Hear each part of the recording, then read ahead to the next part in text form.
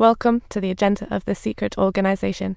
We're here to reveal some crazy items. She claimed their mission was to find and eliminate these cursed items, but Dax just rolled his eyes and casually took her knife. So Dax followed Chubba's intel to find Right Mouse, and surprisingly, after a round of fair banter, they struck a deal. Right Mouse promised to help her find her daughter, but only if they could track down a clock-like item. Conveniently, this item was in the hands of a guy named Cruz. Cruz went all out to prevent theft, turning his place into a fortress. The only thing missing was a secret vault password.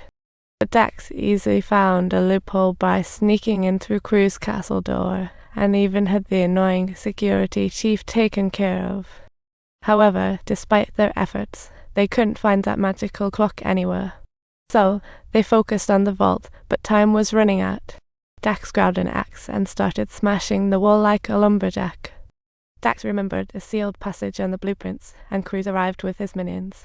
Cruz, oblivious to everything, ordered his men to smash, while Dax was busy breaking through the wall, only to find no door lock. Luckily, Dax was prepared, bought many locks, and installed one at the last minute. Dax dramatically closed and reopened the door, and to his surprise, the vault seemed to be playing hide and seek and was gone. Congratulations, Dax, you just opened the door to something new.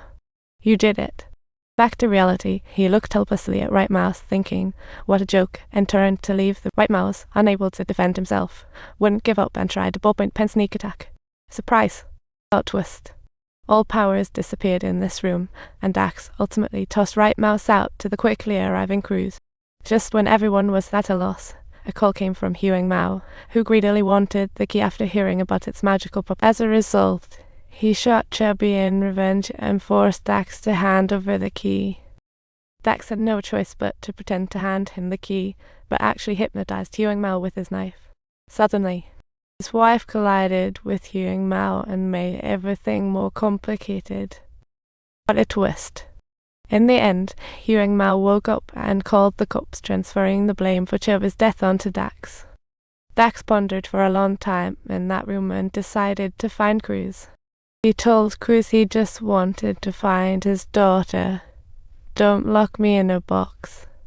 While chatting, Cruz revealed his backstory. He was on a treasure hunt for his son. The key item was called the glass eye, capable of restoring everything. Had been desperately searching for it all. Soon, they made a deal, but first, must find Barbara, a mysterious survivor. No one could catch or kill her, for she had a comb that let her disappear at will. So, Dax called for Zio May's help to locate Barbara with their combined forces. Yeah, upon locating the address, they were told Barbara had long passed, and now her nephew lived there. Judging from the wall covered in photos, the comb was obviously with the nephew.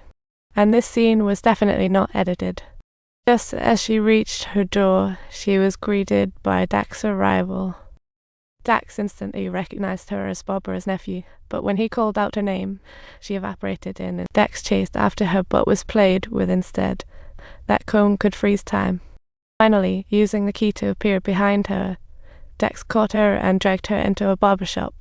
After some explanation, the nephew finally agreed to help, leading Dax to his aunt's strange collection.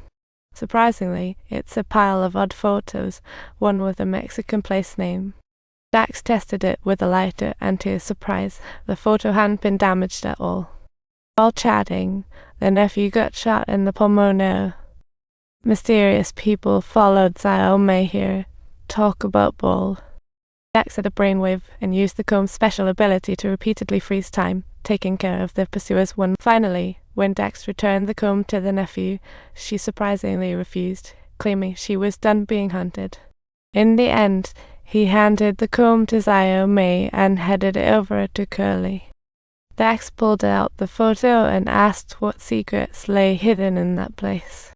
Curly seemed hesitant at first, rambling on, but ultimately, Dax's urgency got through to her. She finally agreed to take Dax to Mexico to reveal the true secret. I always thought that rundown house was the secret room, but the truth was otherwise. They trekked with difficulty and finally found an abandoned motel. Dax recognized it as the location of the secret room, but there were only 9 rooms. But as soon as they stepped into room 9, they felt dizzy and a strange shadow lunged at them. Finally, Dex had a brilliant idea and sent in a camera to capture the woman's image. If you enjoy stories like this, don't forget to subscribe to our channel.